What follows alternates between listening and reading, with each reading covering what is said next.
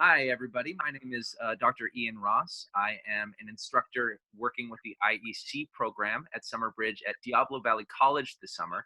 And this is going to be a little bit of a kind of demonstration of what the online teaching process is going to be like during this coronavirus quarantine. So for anybody who is interested in taking this class, who is hoping to try to continue their education during all this, which I hope you all are, hopefully this will answer some of your questions and give you an idea of what we're going to be doing this summer. Really quickly before I begin, I'm going to throw it over to Sally. Now, this is a recording on my computer, so you may not see her face during this, but this is Sally Conover, who works with the IEC program. Sally, do you want to introduce yourself a little bit? Sure. Thank you, Ian. Hi, everyone. My name is Sally Conover. I'm the director of the International Education Center. And while we wish we were all face-to-face live classes, that's not happening now. So we are planning for the Summer Bridge to have our online Zoom classes using different platforms. And we want to give you a sample of what that might look like, okay? So you can also see that we have some students here who are international students, and they'll introduce themselves. We'll let them introduce themselves briefly. And then also my colleague, Alex, is here with us. So hopefully this will give you a little taste of what an online class will be like, okay? Thank you, Sally. Do you guys want to introduce yourselves? Yeah, for sure. Can I go ahead first? Sure, of course. So my name is Daniel. I am from Iran and I'm DVC student and I study computer science. And I'm so excited to be here. Welcome, Daniel. Thank you for joining us today. Sure. Hey, I'm Zach. I'm an international student from Congo. I study computer science at Diablo Valley College too. Welcome, Zach. Hi everyone, my name is Iris and I'm from Myanmar and I'm studying communication at DVC. I'm so excited. This is my first Zooming class. Oh, okay. Yeah, I'm kind of scared. Well, that's why we're showing this to everybody. Okay, so I'm going to begin the kind of lecture that we'll be doing here. Welcome everybody, by the way. Thank you for doing this with me. What I'm going to be doing here, for those of you who are watching this demo, is I'm going to be giving you a little bit of a demonstration of what the first few days of class are going to be like. This is English 162. We are studying English literature and culture. So we're going to be looking at a lot of examples of American culture. And we're going to start that off by talking about how Americans sell products, right? Capitalism and the economy is a huge part of American culture. So we're going to start off with that. So I'm going to screen share here. So you guys should be able to see this slideshow that I'm setting up for everybody. What we're going to be doing here today is talking about what are called the rhetorical appeals. Now, some of you may have heard of those before, some of you may have not. By the way, at any point during this, feel free to kind of digitally raise your hand. There's an ability to do that on the sidebar. And if you have any questions, I'll try to get to them quickly. The rhetorical appeals are often also known as the argumentative building blocks. These are the kind of fundamental ways in which debate and argument are able to take place. Now, these are terms that are used in everyday conversation. These are terms that are used in regular debate, but these are most commonly in the modern age used within advertising. So what we're going to do today is talk about these rhetorical appeals. Now, a little bit of backstory on the rhetorical appeals. These are also sometimes known as the modes of persuasion or as ethical strategies. They first appeared around 300 years before the first, 300 years BC, during Aristotle's work with the kind of formation of our modern understanding of argument. Aristotle was a Greek philosopher who wrote a book called Rhetoric, in which he first came up with these as the three forms of verbal persuasion. Because of this, you may sometimes also hear of these as Aristotelian appeals, because they're named after Aristotle.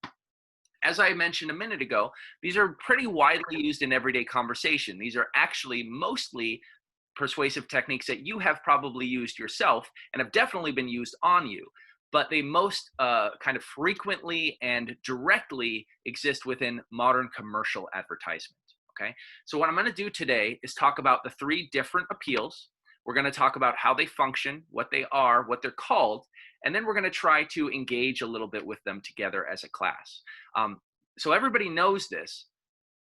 Essentially, all forms of argument should be considered to fall into one or more of these appeals. There are really no other ways by which to make argument, to try to change someone's opinion. These are intended to be a complete look at how argumentation takes place. So the first of these is called pathos. Pathos is often known as the emotional rhetorical appeal. Pathos appeals to the audience's emotional state and their emotional reactions, how they're feeling. When you see pathos, ethos, and logos put together, you'll often see pathos written down as a heart, right? As a kind of emotional wellspring.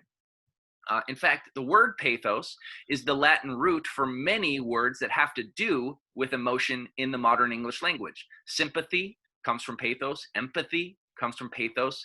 Sociopathy or psychopathy come from pathos. So most of our modern linguistic understanding of the human mind comes from this term. Pathos can be used in a couple of different ways, and both of these ways actually have a kind of negative connotation that I'm going to get into, although they sound like one is positive and one is negative. The first is positive pathos. Positive pathos is usually an intended appeal to a positive emotion that you have felt in your life. So an example I wrote down here is, remember your favorite TV show and how it made you feel from your childhood? This is an emotion that is playing off of our sense of nostalgia, the happy early childhood memories of safety and new experience that we have fond feelings about. Advertisers often try to play off of these positive emotions. Other forms of positive emotion that you're often going to see in advertisement: portrayals of love, portrayals of joy, right? However, within this, there is also a kind of negative. So what I've written, or what I've shown you over here on the right-hand side, is an example of a advertisement that is using pathos. This is a Coca-Cola ad, pretty direct and simple Coca-Cola ad. We see a beautiful, field, the icy Coke bottle in the front, and then off to the side, it says, "Open a Coke, open happiness." Now, this is presumably a positive pathos appeal, right? This is appealing to our happy emotions. But if you look at this for a second, you can see that there is actually an assumption being argued here. This is trying to tell you something negative about yourself. And what it's trying to tell you is that you don't have happiness until you open this Coke. This is what will give you happiness. So these positive versions of pathos often attempt to create a sense of lack in us. They're saying, hey, remember how you felt when you watched that show when you were a kid, how happy it made you feel? You don't feel that way anymore, do you? We can help you feel that way again. Right? That's an appeal to your emotional state. Also, we have negative pathos appeals. These are much more common and easy to identify as negative manipulation. They mostly take the form of guilt, anxiety, or fear. Things like saying, only bad people would do this. You're not a bad person, right? So you wouldn't do this, right? Anxiety and fear are often directly attacked by advertising. Right? So advertisements try to create in us an anxiety about something we're missing and then tell us they can fulfill that. Okay, so these are the emotional appeals. Before I move on to ethos and logos, does anybody have any questions, or would anybody like any clarification on pathos and how it functions? I think it's good for me. Yeah, everybody's doing okay so far? All right, so let me know if you do have questions at any point. This stuff is going to be pretty basic and straightforward until we get to the actual activity at the end. So the next appeal is what is known as the ethos appeal. This is an appeal known as credibility. Now, I decided to get a little silly here with the figure I used to portray credibility. We have an example of a media portrayal of Superman, the American superhero character, selling milk products off to the left-hand side here. And the reason I chose to use this rather than a doctor or a lawyer or some other form of a credible figure is because, excuse me one second. This appeal to credibility is often one that goes beyond actual credibility. What it can go to is a lot of different places. So an appeal to, first off, ethos is an appeal to the author's credibility as a person making this argument. Essentially, what this person is trying to do is show that they should be believed because they are credible, because they have some form of experience, some form of knowledge that makes them an expert in this field. In other words, this is an attempt to convince the reader that this perspective is a valuable one. Now, historically, these have mostly been portrayed as kind of mainstream credibility. In the 1950s, you saw advertisements where dentists would say things like 4 out of 5 dentists believe that chewing this gum will make your teeth healthier. That's a credibility appeal, and it's appealing to the credibility of a dentist, somebody who has an advanced degree and an advanced education in some kind of complex area of study. However, credibility can go far beyond simply education. In fact, credibility now often extends to celebrity. So when you see people you recognize or who are famous endorsing a product, to experience, meaning somebody could have had an experience that makes them able to be credible as an expert. This would be an example of somebody who has gone to a movie and liked that movie. That person doesn't necessarily have to be a movie critic to be talked about as a credible source. Longevity is another form of credibility. Anytime you see ads for companies and they say that they've existed for over 150 years, this is an example of that company bragging about its longevity. They are saying, hey, we are credible because we're not going to go anywhere. We've been here for 100 years. We will be here for another 100 years. And then the form of credibility that we see in this example, familiarity. Familiarity is a form of credibility that moves beyond what people actually think to themselves means credible. It moves towards what people recognize, what feels familiar and therefore safe to them. People in America like and recognize Superman. Therefore, even though he's not a real person, he can exist as a form of a credibility spokesperson for a product like this. Now, credibility can get a little more complex than simply whether someone is an expert or not in a field. There are also forms of what are called emotional credibility or emotional understanding. This is something we're seeing in the world quite a lot right now in advertising. As the world goes under quarantine and kind of under lockdown, people are afraid. And what companies are trying to do is they're trying to say, hey, we understand your emotional reaction. We are having the same emotional reaction. We are credible because we have had an experience like you, which is why you see things like this, ads that say, we at Chase Bank know how dangerous the world is at the moment. That's why we're offering online banking tools to our customers. That is a way of using an emotional understanding to try to seem like you have something in common with the reader. Now, pathos, ethos, and logos are 3 separate categories. However, there can be quite a lot of overlap between them. So what I'm going to do at the end of this, and we'll actually do it at the end of the logos panel as well, is talk about some of the places where these lines can be blurred, where it's hard to tell the difference between pathos and ethos, or ethos and logos. And that is because of this overlap. So for example, a very common form of overlap between ethos and pathos is that ethos appeals to one's ethos appeals to one's credibility, but we have this form of emotional credibility. So somebody could say, I know what it's like to lose someone to illness, so you can trust me to help you with the person you're losing to illness. That's very similar to a pathos example of that, which would be, imagine what it might be like to lose someone to illness. I can help you stop that. Both of these attack an emotional vulnerability, but one of them is about proving that you are similar to this other person, that you are the same as this other person.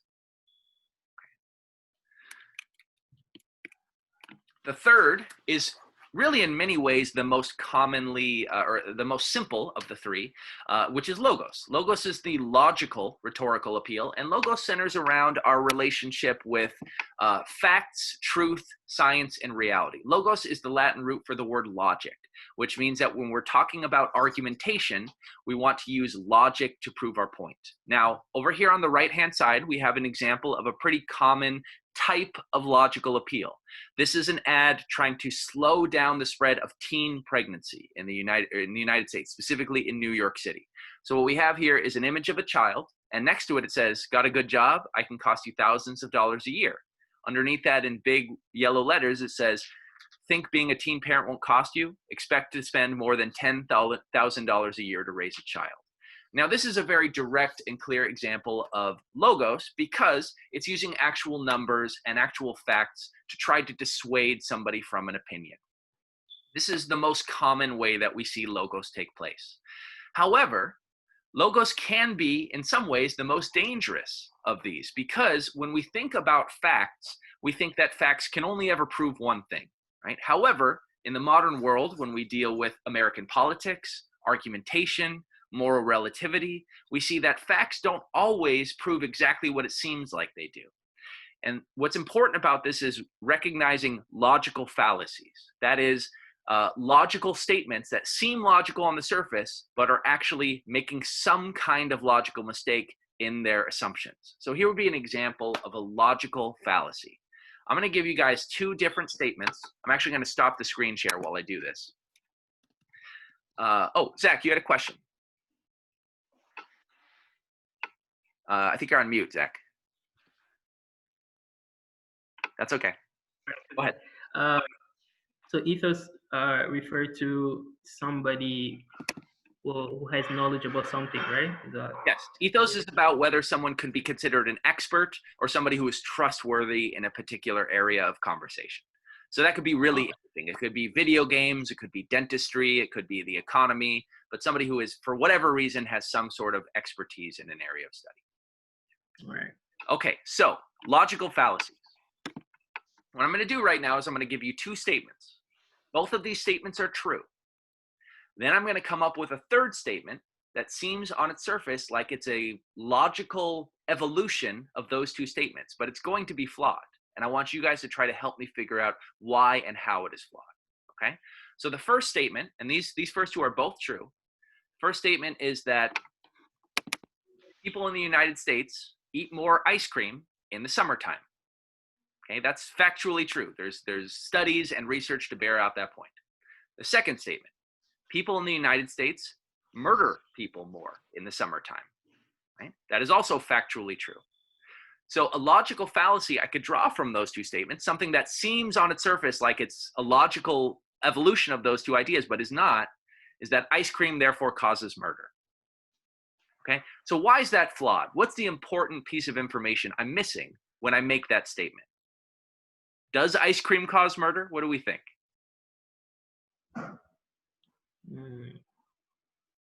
What actually causes people to eat more ice cream in the summertime and people to murder each other more in the summertime? What's the real root of both of those patterns? Daniel. I think having a lot of free times on our hand during summer. Well, so you guys are students, so you're thinking of the summertime as time off. But really what it is something else about the summertime. Anybody else want to try to take a guess? I don't know, too much heat maybe? It is the heat. People eat more ice cream when it's hot. People are more irritable and they have higher tempers when it's hot. Therefore, those two things are both caused by the same thing, but they do not cause each other, right? So that's an example of a logical fallacy. Logical fallacies are really hard to spot, and especially in American politics, they are used very frequently. People love to use logical fallacies to argue their political positions. Okay, so that's something to watch out for. Because of that, it can be a little tricky to use logos effectively in some situations.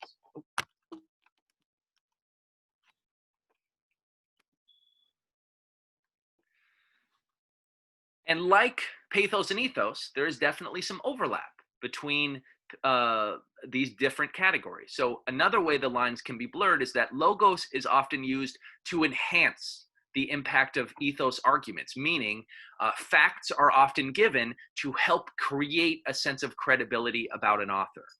When you first are introduced to somebody, that person usually tells you why they should be considered to be an expert in that particular field. In fact, when I started this demonstration today, the first thing I said was that I have a PhD in literature, right? These are the ways in which we inform others of our credibility. So logos and ethos can be very closely tied together. Additionally, numbers and statistics can be fairly easily manipulated or misrepresented. This is also something we often see in American politics in order to present a particular argument or opinion.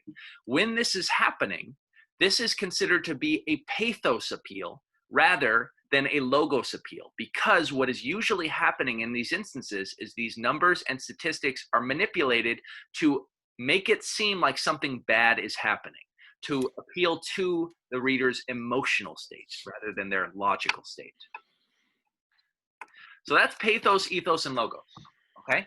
Pathos is an emotional appeal. Ethos is a credibility appeal. Logos is a logical appeal. All forms of argument fall into one or more of these categories. The best forms of argument and the best forms of advertisement tend to fall in all three of these categories.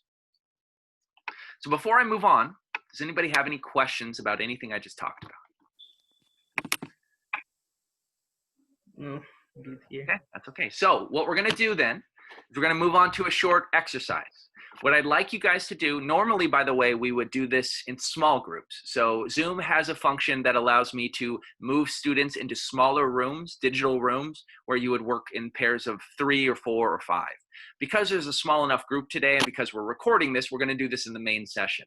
But for those of you who are listening, there would be small group work happening at this point. Okay, so I'm going to share with you guys the kind of actual assignment that we're going to be doing for this demonstration today. What I would like you guys to do is try yourselves to implement pathos, ethos, and logos and find where they are in an advertisement. So what I've included here is an advertisement that I think works really well for this assignment. This is an ad from the Australian Post Office from 2010. The advertising copy, if you need to see it at the bottom of the page, is right here. I wrote it on the side because it's a little blurred in the image. The copy says, if you really want to touch someone, send them a letter. So what I'm going to ask you guys to do right now is to follow this prompt up here. I want you in this group to look at the ad and determine where and how it is using pathos, ethos, and logos to persuade the reader of its position. A couple of things I want you to do as you think about this. I want you to think about context. Context matters. This ad does not exist in a vacuum. It exists in the real world. Now, in the real world, what might the circumstances be that caused this company to try to sell this product this way? In other words, this is an ad for a post office. In the modern world, there are much more effective, efficient, and quicker modes of communication than letter writing. So if that's true, why are they presenting their company this way? Right? Also, as you talk about this, I want you to try to consider all details. Advertisements are not put together slapshot. They are really, really carefully thought out. Everything you see in this ad is a choice. The language, the character's facial expressions, the layout of the ad, the colors, everything. So what aspects of this help you discern where pathos, ethos, and logos exist in this ad? Okay? Does everybody understand what we're doing? Yeah.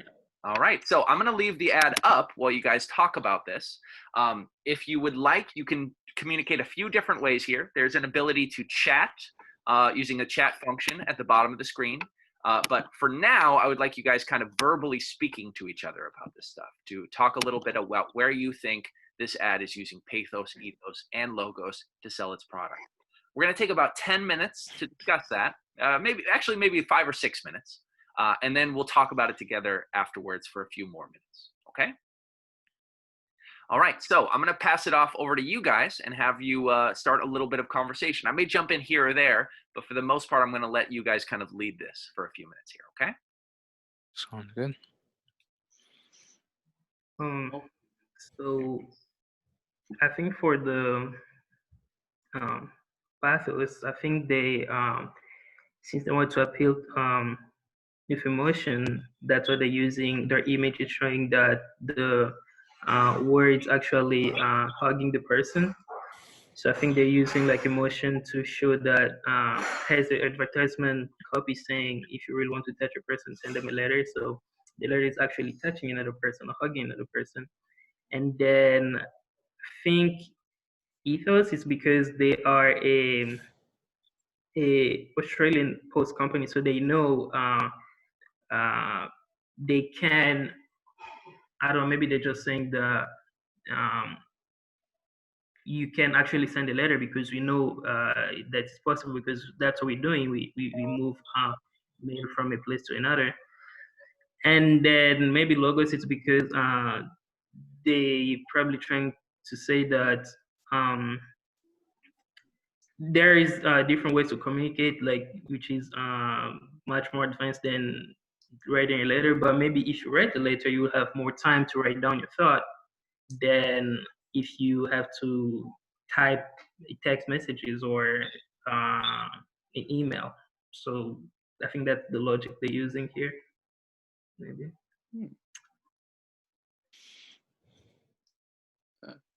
Those are good points. I hadn't really thought that there was much logos in it because it seems like a very unrealistic image of words actually coming out, very fantasy like. But I like the way you put it, Zach, about the time it takes to actually physically write something by hand and how that makes it more thoughtful. So that's interesting. Yeah, I think that was really well said, Zach. I think one thing that is really hard to see in this ad, and I think Alex just kind of articulated it, is it's harder to find the logos in this ad. Now, I think you're absolutely right. There is plenty of logos in this ad. And I'd like to expand on that a little bit. So Zach just mentioned that maybe the logos is here as a way to show that there are other ways to send a letter or other ways to communicate rather, but sending a letter means you're going to take time, right? Now, why would that matter? Why does it matter that it takes time to communicate?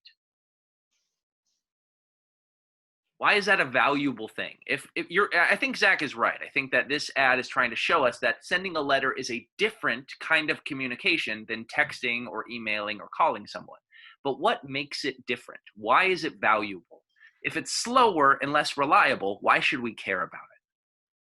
I think time is more important than gold, and if we spend time for someone to write the letter, it takes us obviously more time than writing via text or email. Yeah, Therefore, it shows that we really care about them. Yeah, this is trying to show us that sending a letter is a more emotionally impactful experience than sending a text or sending an email. Right? Now that plays into pathos, but it also plays into logos because this ad is trying to tell us that while these other forms are maybe more effective in terms of time management, they're not going to have as strong of an emotional result in the recipient. The recipient is going to care more that somebody put time into communicating with them. Now let's look at the actual person in the ad. If you guys had to guess, what would you guess is the relationship between these two people, the kind of phantom letter person coming out of the ad and the woman hugging him? Does this seem like a family relationship, a romantic relationship? Is it unclear? What do you guys think?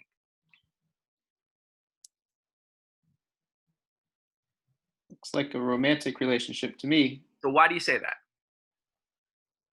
Just the way they're embracing, and it looks like they've been separated for a long time, maybe. So they definitely seem to be people who are very important to each other. I think that's very clear, right? The look on her face is one of kind of sadness, but also happiness. It's relief. I think that you definitely can read this as a romantic relationship. However, I think this embrace is not directly romantic, right? It's not a kiss. It's not them looking soulfully into each other's eyes. It also is very possible to read this as a brother and sister hugging or as a father and daughter hugging, because what makes this so effective, what makes it a good ethos argument, is that it's a universal argument. Whether or not you are single, whether or not you are married, whether or not you have a bunch of friends who you live next door to, or you haven't seen your friends in 3 months, everybody knows what it's like to miss somebody. Everybody knows what it's like to miss somebody that is important to them. And everyone knows what it's like to see that person again and to feel the relief of having them back in your life. It doesn't have to be a romantic relationship to feel that way. And so this is coding in a very vague way so that it can draw in as many readers as possible. Right? If you're somebody who's missing your parents, or if you're somebody who's missing your boyfriend or girlfriend, this might have the same level of impact on you. Also, This goes back to what we were talking about earlier. One of the first things Zach said is he talked about the copy. And if you look at this copy, which says if you really want to touch someone, send them a letter, we see there's a little bit of a kind of double meaning here, right? This is physical contact, but it's not real physical contact. These are not two real people physically touching each other. Instead, what they're doing is having an emotional impact on each other. They're touching each other emotionally. So when we see all of this work together, we can see that there's actually quite a lot of meaning present in this ad. I also think that something else that I think Daniel said that was really effective is that the inclusion of the Australian Post Office logo at the bottom of the screen, the fact that we know it's a governmental organization, we know that it's a well-funded governmental organization and that it's existed for a long time, all of that is present in the logo, which gives us another sense of credibility or ethos. So basically, that's kind of what I wanted to do today, was talk just a little bit about that stuff. These are the rhetorical arguments. When the actual class begins, we're going to start our first paper using this as a rhetorical starting point. So our first essay in the class is actually going to be an analysis of an ad that you will choose on your own outside of the class. And we'll be trying to employ these rhetorical strategies as well as some other forms of analysis and argument to talk about that advertisement.